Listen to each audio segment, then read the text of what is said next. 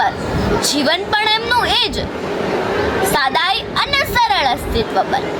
આશ્ચર્યની વાત તો એ છે કે પારકી દીકરીઓને પોતાની બનાવીને, શિક્ષણની સાથે ઘર બનાવીને સમાજ માટે એક શ્રેષ્ઠ કર્મનિષ્ઠ વ્યક્તિ બન્યા છે, જે માત્ર સમાજનું ઘરેણું નહીં પરંતુ રાજ્યમંત્રી, શિક્ષણ મંત્રી અને જેમનામાં દયા, દાતારી, કરુણા, સેવા, નિસ્વાર્થ ભાવના સાથે સર્વાંગી વિકાસ, દુઃખમાં ભાગીદાર બનીને સેવામાં હંમેશા કાર્યરત, જેમને કોહિનૂર ના કહેવાય તો શું કહેવાય, જેમના માટે સુશોભિત શબ્દો એ થનગની રહ્યા હોય, એમને પ્રફુલ્લભાઈ પાનસેરિયા સાહેબ કહેવાય.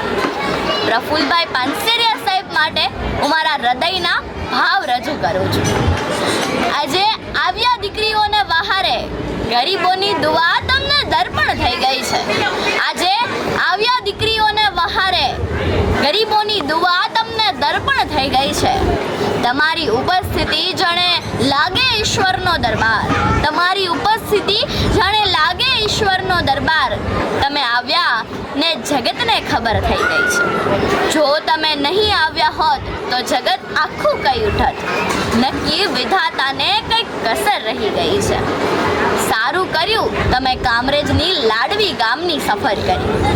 સારું કર્યું તમે કામરેજની લાડવી ગામની સફર કરી. જગતમાં તમારી દયા, દાતારી, કરુણા અને સેવાની વાતો થઈ રહી છે.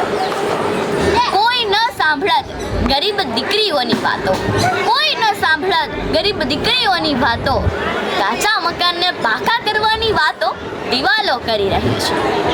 ધન્ય હું મારા શિક્ષણ મંત્રીની સંવેદનાની, સરવાણીની, વહાલથી ઉભરાતી વાતોની. એક આંગળી ચીંધીને પાનસેરિયા સાહેબે યુવાનોના દિલ જીતી લીધા છે. અંતે મુકુંદર की दुनिया तो हर कोई सजाता है, मुकुंदर की दुनिया